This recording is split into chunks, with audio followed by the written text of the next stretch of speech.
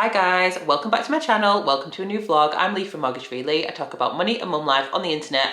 And today we're doing my Christmas budget. We're in front of the tree. We're getting quite festive. We are going to do my Christmas budget. I'm going to talk about my categories, how much I plan to spend in those categories, how I have saved for Christmas in the first place. You're going to hear it all.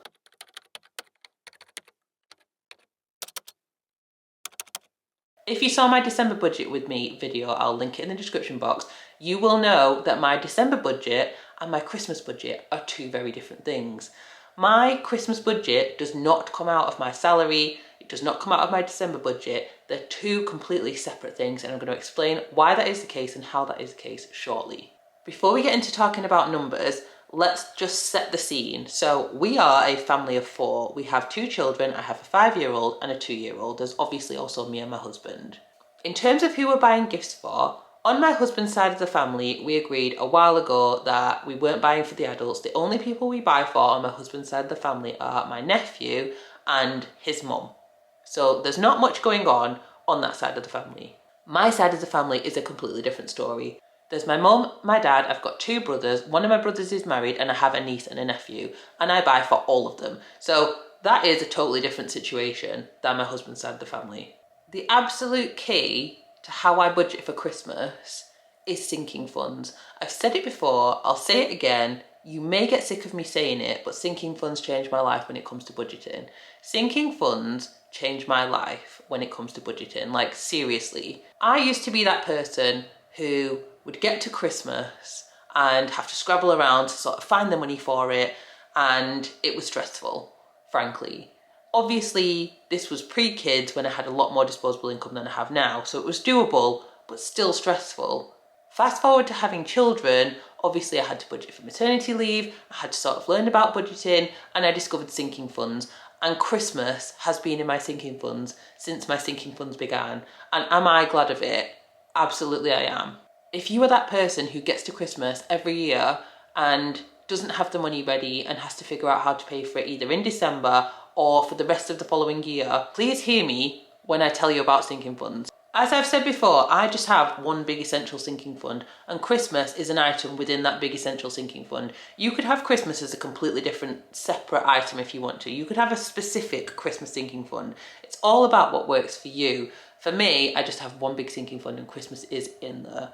Now for this year, I put down £750 for Christmas. That's how much I wanted to save. And as part of my larger sinking fund, every month we save £350 for Christmas and the other things in my sinking fund. The way that I work it out is I choose the amount that I want to save, I divide it by 12 and I save that amount every month until the event happens. So obviously Christmas is at the end of the year, I start my sinking funds in January, it just works out for me.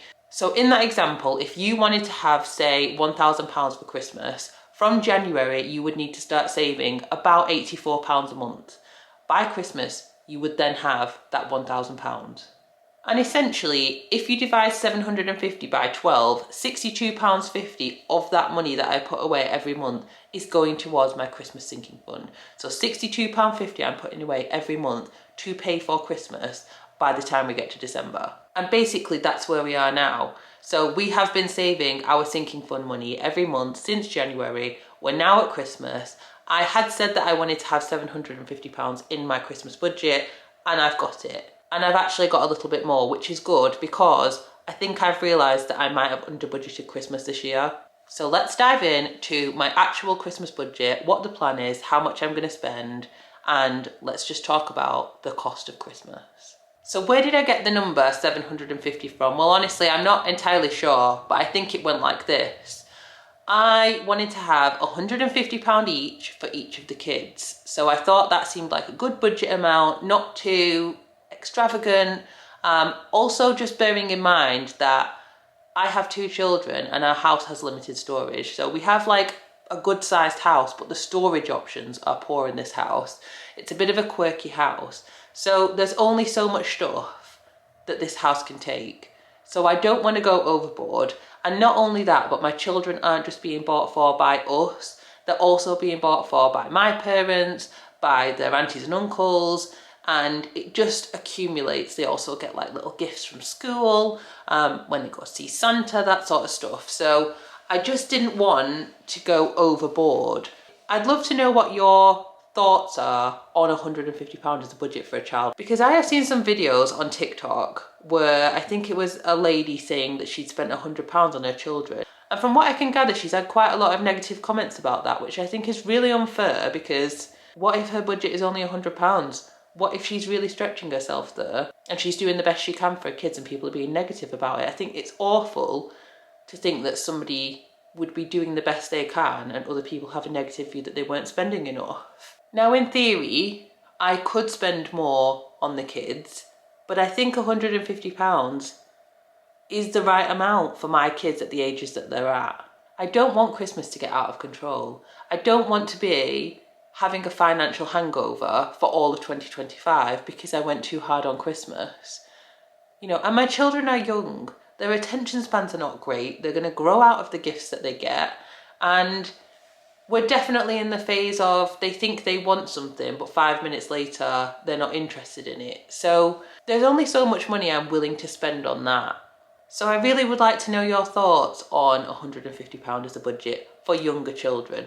Obviously, I understand that when they get older, the things that they want are probably more expensive. So this is definitely applicable to my children at their current ages, which is 5 and 2. And I definitely think £150 is more than enough for my 2-year-old and about right for my 5-year-old. So that's £300 on my 2 children. Then me and my husband, I also give a £150 budget for. So he has a budget of £150 to spend on me. I have a budget of £150 to spend on him.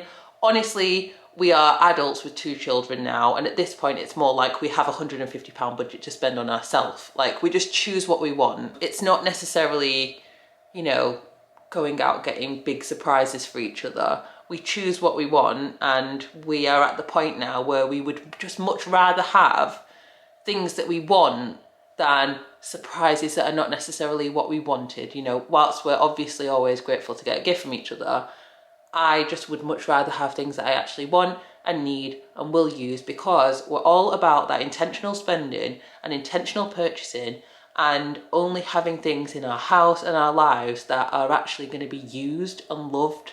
I hope this is making sense. I feel like this has turned into a little bit of a deeper conversation than I intended it to be. So that's another £300 for me and my husband. So we're at £600 there.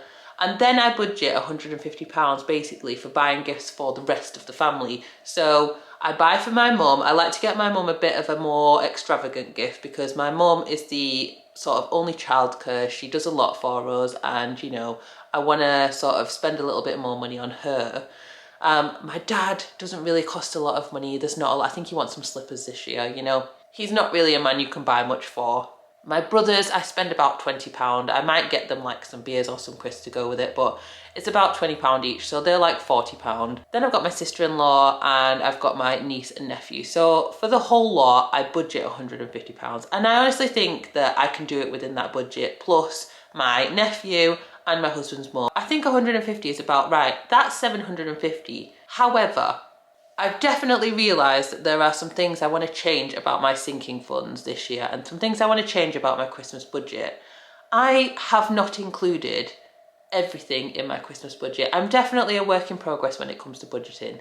The fact I have a Christmas sinking fund at all and I get to Christmas and I've got £750 ready to go has been life-changing, but I'm now at the point where I want to level it up a little bit. And I would say there are 2 key things I haven't really included in my Christmas budget that I want to include in future years, and that we are going to include this year because we do have a little bit of extra money. The first one is experiences. So when it comes to Christmas, I love to sort of do little Christmas experiences. We don't spend a lot of money on it. We tend to do one like light trail or sort of light show, festive walk, that kind of thing, you know, where you go to a forest and it's all lit up and it looks beautiful and, you know, there's characters and all that sort of stuff. We really enjoy doing like sort of one big organised Christmas activity, and for the last few years since having the kids, a light trail has been the thing that we do. Now that is not in my budget. This year I have been really fortunate that I was invited to a light trail, a local light trail, but that's not necessarily going to happen every year. And it's not included in my budget. So I would be then having to find the money to fund that. And I think for like the cost of the tickets, like potentially parking, any sort of food or things that you get there, you need to be budgeting at least £100 for that. So I want to add that into my Christmas budget. I don't need to add it this year because we were invited to the light trail, and the only two other things that we do when it comes to Christmas, like every single year, is that we go to our town sort of Christmas light switch on, which doesn't cost a lot of money. It's like a free parade. There's a few different little activities and you might buy drinks and stuff, but it's not, you know, it's not an overly expensive experience, that one. It can be as expensive as you make it, like anything can, but it doesn't cost us too much to do that. That is actually going to be this weekend, so my mum's coming. I'm looking forward to that, but I didn't include it in the budget. And the other thing we do is take the kids to a relatively inexpensive Rotary Club Santa's Grotto at a local business. It's just become a bit of a Christmas tradition. I think it costs £5 per child, so that's like £10. So that's no great expense, and I wouldn't have an issue finding the money for that off the fly. But I would just like to include all of these things, these little experiences. I would like to have an experiences budget when it comes to Christmas, not just gifting. Another thing that's definitely missing from my Christmas budget is the cost of social engagements. So we had all of my husband's friends over this last weekend, obviously got some food for that, got some drinks in for that for everybody. And I'm going on my work's Christmas do next week. My husband would have also been going on one, but everybody in the world's work's Christmas do is on the same day, and obviously we can't all go to our work's Christmas do, so I'm going. This is my first year going on a Christmas do for a long time. I was pregnant for my Christmas do in 2018. I was on maternity leave in 2019. I think we were still in some kind of semi-COVID in 2020. I can't remember what happened in 2021. 2022, I just had a baby. So this is really my first Christmas do for a long time. So I don't know if I'm nervous or excited, to be honest. But when it comes to that, obviously, I think I've spent about £20 on my ticket. The main cost is probably going to be transport home. I'll probably get dropped off or drive there or get a lift there.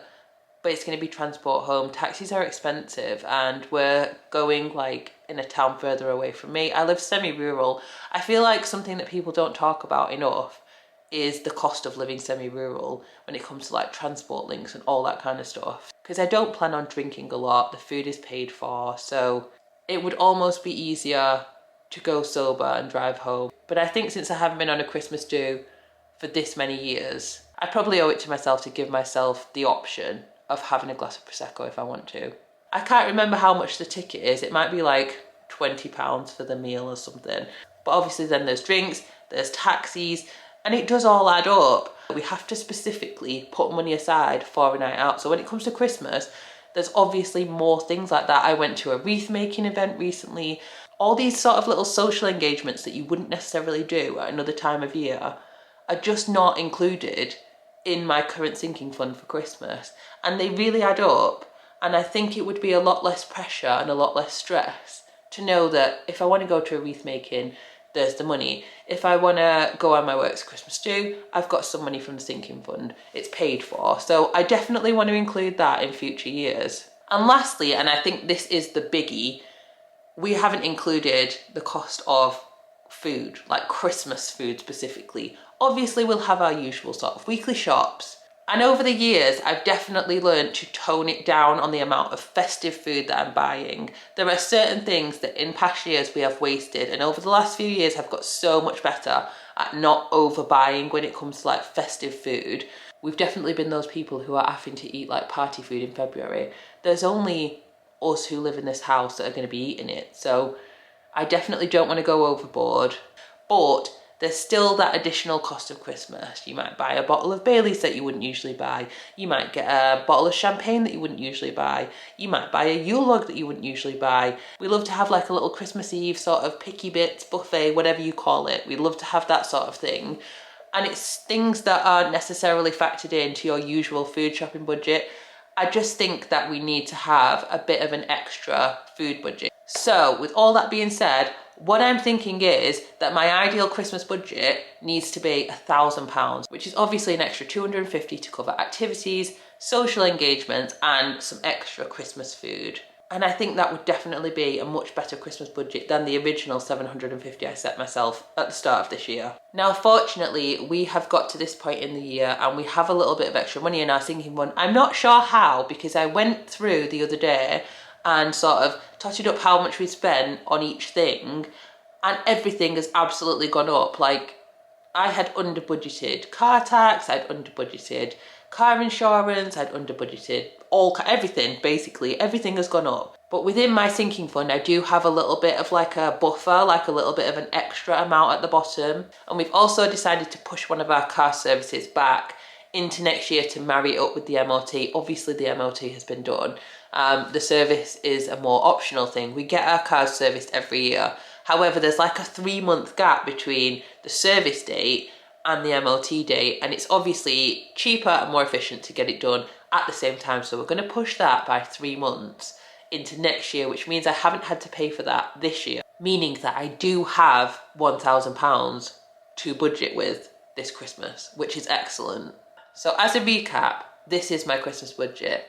£150 for my daughter's gifts, £150 for my son's gifts, £150 for mine and my husband's gifts, £150 to cover other gifts that we buy, and then £250 to cover miscellaneous other things like activities, social engagements, extra Christmas food, the teachers' gifts. All of those things will come under that £250. As I've said, I keep my categories really broad. So you might be watching this and thinking, well, £250, what's that made up of? I keep my categories really broad. It does not work with my personal psychology and mentality to have absolutely everything listed out with certain amounts next to it. I just have really broad, flexible categories. If you prefer to have specific amounts for specific things, like you want to budget specifically £10 for your teacher gift, or you want to budget specifically £100 for your activities, your festive light trail, whatever it is that you do, that is totally fine. I always think with budgeting, you have to go with your personality. Doing it someone else's way, if that way doesn't work for you, is pointless. So for me, I like to be really broad and really flexible and really simple. And I carry that through into like how much I'm spending on gifts for each person, for example. So the situation this year is both of my children are getting a bit of an investment gift. They are both getting a scooter.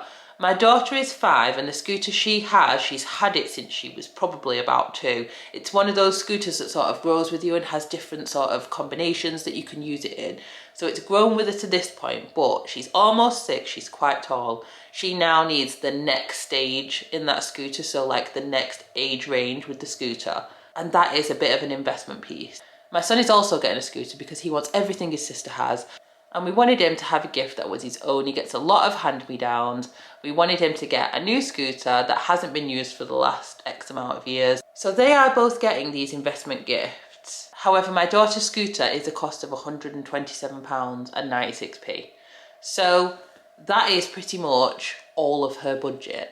But for my son, I haven't had to pay for his scooter. It was payment for a campaign that I did where I advertised the brand and we gave away a scooter to somebody else as well, which was really fun. I love being able to give things away. So because I haven't had to pay for that scooter, I've spent almost nothing on my son.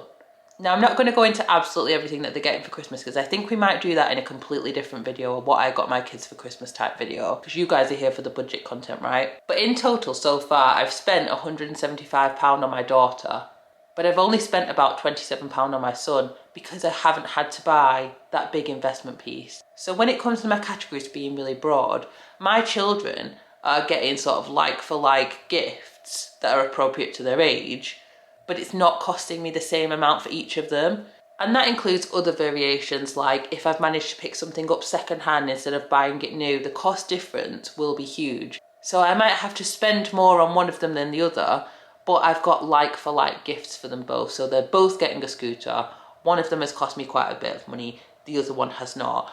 They're both getting a main second gift. My daughter's has been bought new. My son's came second hand. So the cost difference has been huge. So I've hardly had to spend any money on my son so far. So as long as I don't have to spend more than £300 on them collectively, I am more than happy to sort of flex when it comes to, I've spent a little bit more on one than the other. As long as the total amount comes within budget, I am happy with that. It's not an issue for me personally. I'm not strict like, I can only spend £150 on this child and I must also spend £150 on that child.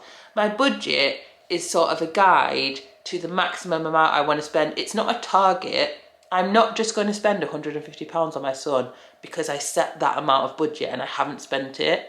I'm not going to spend £150 at all costs because that's what I said I was going to spend. If I feel like I've got sufficient good quality gifts that he's going to enjoy and it only cost me £100, I'm just going to spend £100. If I have to spend a little bit more on my daughter because the things that she wants are slightly more expensive because she's older and that is what happens, then I'm happy to do that. I just like to be really flexible with my budget. It just doesn't work for me any other way.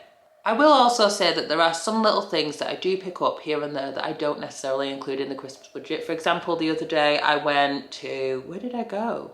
I went to a shop somewhere and I picked up 3 Terry's chocolate oranges because they were a good price. I think they were £1.25 each. And I haven't sent myself, you know, £3.75 to cover the cost of these Terry's chocolate oranges because I just bought them as part of my shopping. I can absorb that kind of cost within my monthly budget. You know, I bought my dad some sweets from Home Bargains. I've not sent myself the money for these sweets specifically because it's just a small cost and I can absorb it within my monthly budget. So I am very flexible with my budget. I know some people like to be far more strict than I am, but this is just what works for me. Do what works for you. So far, in terms of sort of the larger items and the gifts and the things that I am taking out of the Christmas Sinking Fund, I've spent about £202 on the kids. I don't plan to spend much more on them because they're both getting an adequate amount of gifts, a good amount of gifts. They're getting what they've asked for. Obviously, my son's too young to really ask for anything. My daughter's getting the things that she's asked for. She can't even think of more things to ask for. And we're not just going to buy things for the sake of it. That's just not what we're doing around here. So I will definitely do a separate video with what I bought my kids for Christmas. We might do that next week. If you want to see that, let me know in the comments and I can sort of run through how much everything cost exactly, what I've bought secondhand, what I got from where. So if you'd be interested to see that, do let me know in the comments. So I'm honestly thinking there's a good chance we could come in under budget when it comes to Christmas. And any money that we have left in our sinking fund will go towards paying off our credit card because if you know, our cat recently died and some of the cost of that is not covered by insurance, so we have to pay off that. And there are also a few things that we need, like a new shed, that honestly, it would be great if we had some money left over from Christmas rather than necessarily spending it on things that we don't really want just for the sake of spending money for Christmas. So that is my thinking with it. And essentially that is a whistle-stop tour to my Christmas budget. So I hope you've enjoyed this little ramble about my Christmas finances. The key takeaways are, get yourself a Christmas sinking fund if you don't have one, and that your budget is a guide, not a target. You don't have to spend it all just because you set that amount. I would love to know how much you budget for Christmas and what do you include in your Christmas budget? Are you like me and you only budget for gifts and then you realise that there are other things that you need to budget for? Or are there things that you include in your Christmas sinking fund that I haven't included that I should be thinking about? Do let me know in the comments. I'd love to get your ideas on how I can improve my Christmas sinking fund so that we're completely future-proofed when it comes to Christmas 2025 and I've got everything good to go. I also want to know your thoughts on the £150 budget for the kids and how much do you spend on each other, on your partners? I know a lot of people don't buy for each other, but honestly, my love language is gifting. I love buying gifts for people, so it's quite an important part of Christmas for me. I just don't think it would feel the same if we didn't have gifts. Anyway, I'd love to know your thoughts. You have no idea how much dropping a comment on a video like this can help a little channel like mine.